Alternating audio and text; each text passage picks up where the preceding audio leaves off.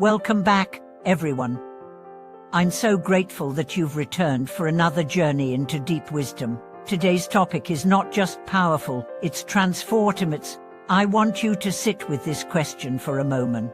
When you open your mouth to recite sacred scripture, when your heart aligns with the verses of the Sutra, are you already becoming the Bodhisattva spoken of in those lines?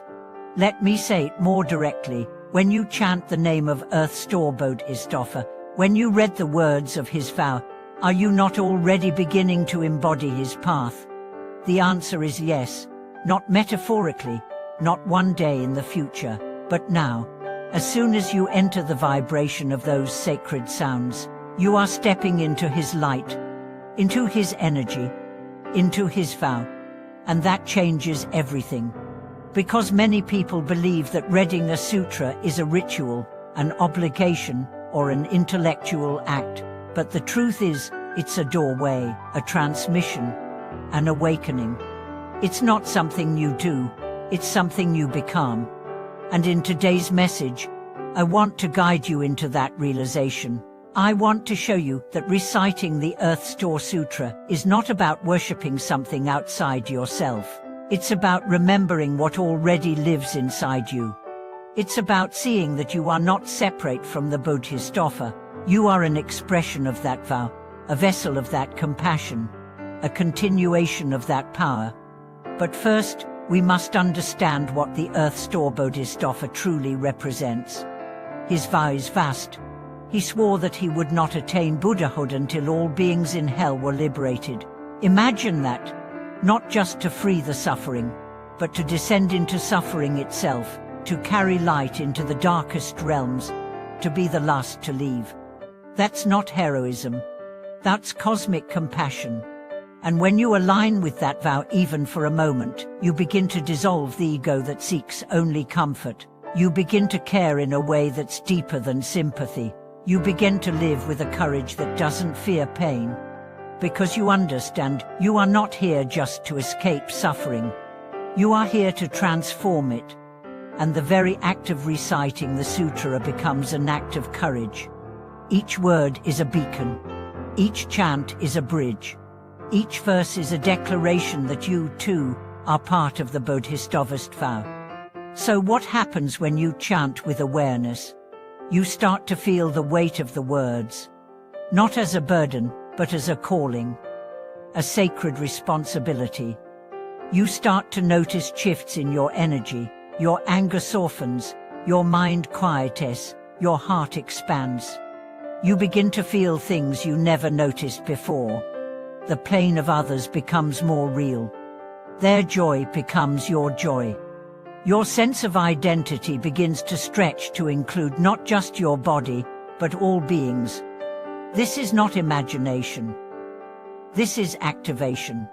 Because when you enter the current of the sutra, you're entering a stream that has flowed through countless enlightened beings. You are chanting with them, through them, as them. You are not alone. You are not small.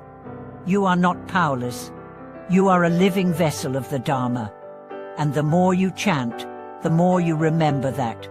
Let's take this deeper. Many people feel unworthy.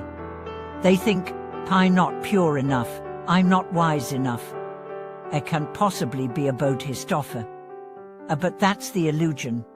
The truth is, the very desire to chant is a sign that the Bodhisattva seed has already awakened in you. You wouldn't be drawn to this path unless your soul recognized it. It's not about being perfect, it's about being sincere. The Earth Store Sutra doesn't require you to be holy. It invites you to become whole. And every time you return to it, even if your mind wanders, even if your heart feels heavy, you are watering the seed. You are walking the path. You are remembering who you are. And that remembrance changes your life. You begin to meet others with more patience. You stop taking things personally. You become a safe space in a chaotic world. You stop needing to be right. You start choosing to be kind. You stop clinging to things that don't matter. You start living for things that do. And your energy begins to affect others. They may not know why, but they'll feel it.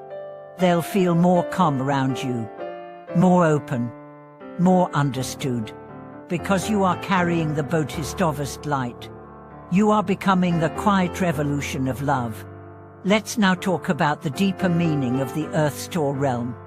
When people hear the name Earth Store, they often think of the physical earth, but the teaching goes much deeper. The earth represents stability, endurance, holding, receiving. And the store, that's your mind, your consciousness, the storehouse of karma. So Earth Store Bodhisattva is not just a celestial being. He is the principle that lives in you, the ability to hold pain without collapsing, to endure hardship without bitterness, to carry karma without judgment. When you chant, you activate that principle. You become like the earth, strong, grounded, stable. You become a storehouse not of suffering, but of compassion. And from that storehouse, you begin to share. You share your time, your attention, your energy, your forgiveness, and every act becomes sacred. Every moment becomes a blessing, because you are no longer living for yourself. You are living for the liberation of all. That's what the Sutra is awakening in you. That's why it's powerful. That's why it's not just a book. It's a mirror. It's a mirror that shows you the face you forgot, the face of the Bodhisattva within. So chant with trust. Chant with devotion. And most of all, chant with the deep knowing that you are not calling upon a distant being. You are calling upon your true nature. And as that nature awakens, your world transforms. Suffering becomes opportunity. Confusion becomes insight. Loneliness becomes connection. And life itself becomes your path. A path walked not in fear, but in faith. Not in doubt, but in devotion. Not in hurry, but in presence. This is the gift of the Sutra, and you are its living expression. Thank you so much for watching this video. If this message resonated with you, if you've ever felt your inner light awaken while reciting the Sutra, I invite you to share your experience in the comments. Your story might be the inspiration someone else needs. Please like, subscribe, and share this video with someone who is walking their own path of compassion. Let's continue to walk together, chant together, and awaken together. Until next time, may your practice be steady, your heart be wide, and your life be the living vow of the Bodhisattva within you.